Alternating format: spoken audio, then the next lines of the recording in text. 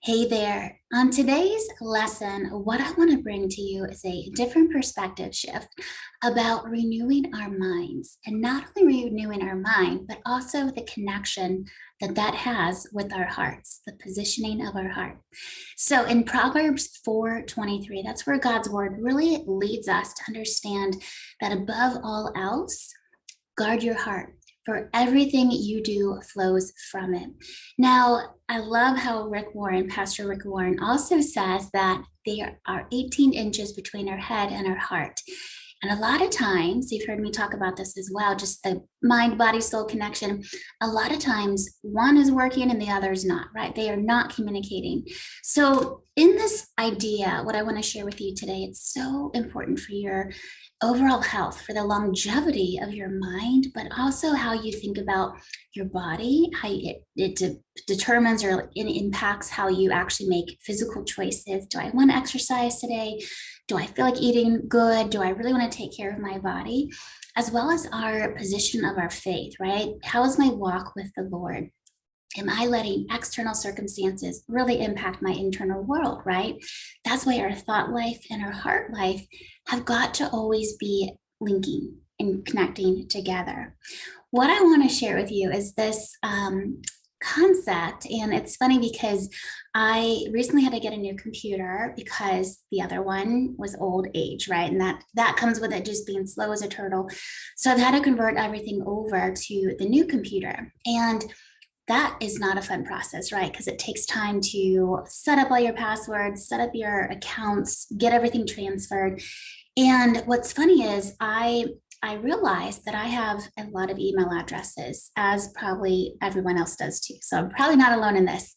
Let me know in the comments if I am. But what was funny was, as I was coming across all these different email addresses I have, I realized that I have 5 different Gmail addresses. They all serve its purpose, right? They all have their own unique place. They all have a certain reason for them, and I use them in different aspects. But I got to thinking that as I pulled out the original one that I've had since, I want to say probably 2009, who knows, probably before that, long time ago.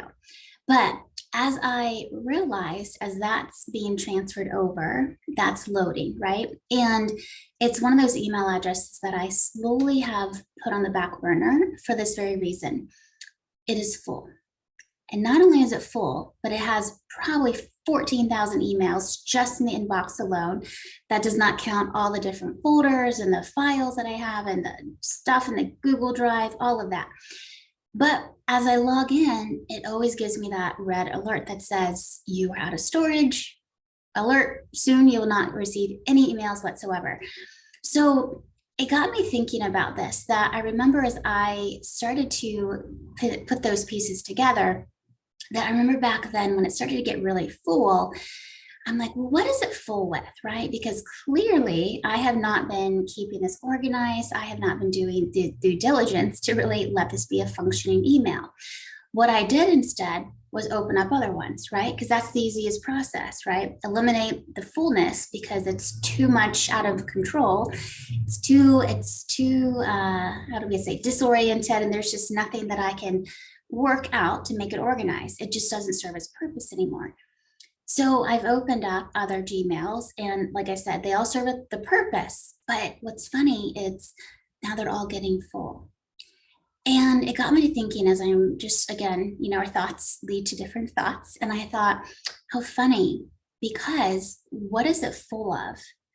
Clutter, promotions, a ton of emails, obviously, but people's email sequences from years ago when I opted into their email list, and I'm still getting their email chains.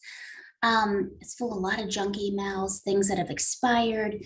And it got me to thinking, just again, how funny of the comparison of that to our own mind, right? How much of your 50 to 60,000 thoughts that we think per day, how much of that is not serving you? How much of those thoughts are actually full of clutter or things that just are not serving you at all, right? And the other part that I got to thinking about too is when we think about what God's word tells us so beautifully about renewing of our minds, there's a reason for that.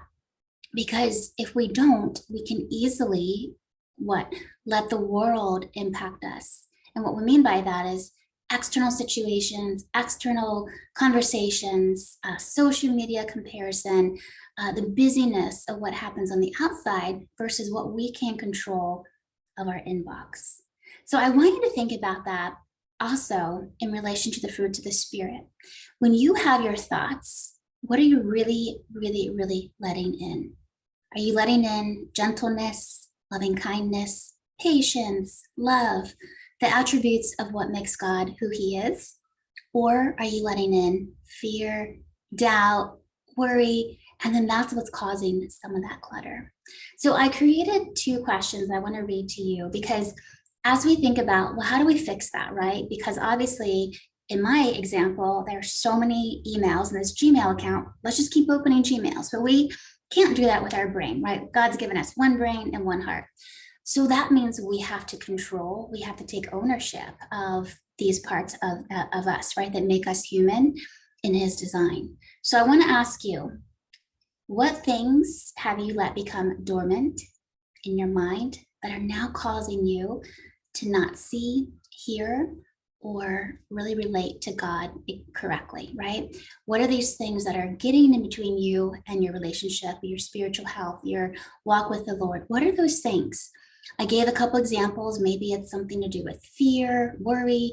A lot of times it's the fear that comes in different forms, right? It appears real. And I want to just encourage you to think about that, right? Because if we stop in the middle of our thoughts, we can direct it, right? We can tell it to get out of here. We can put it in our outbox. We can click X for spam, right? We have control over that. But if we're not being mindful each day, then it controls us. So, second question, what things, or these emails we're talking about, can you delete and put in its proper place? So, your homework or your exercise is to really take inventory. And I mean, really, really take inventory, just like you get emails coming into your email box every day. Again, if my situation and my example, you've got 6 different email addresses to check, but what's coming in? And then where are you sorting them? I hope this encourages you and just gives you a different perspective to think about, because the more that we let God be our inbox, focus on his word, Matthew 6:33, keeping our eyes, right? Seeking the kingdom of heaven, keeping our eyes above, not on the things of this world. That's how we get through it. Let me know what you uncover. Let me know how big your inbox is as well. Let me know what you're committed to, because without a commitment, we forget about it, right? And it's just like, oh, that was a great thought I learned today, but I forgot about it, right? So how can you implement this? What are you committing to? Try it for the next 3 days. Just really put yourself in this presence of saying, what am I truly letting in my inbox, right? Which is my mind. What am I truly letting in? What am I believing? What am I thinking? What am I ruminating on? What am I actually knowing to be true that God says about these things? So thank you for watching. I hope you enjoy, and let me know in the comments what comes up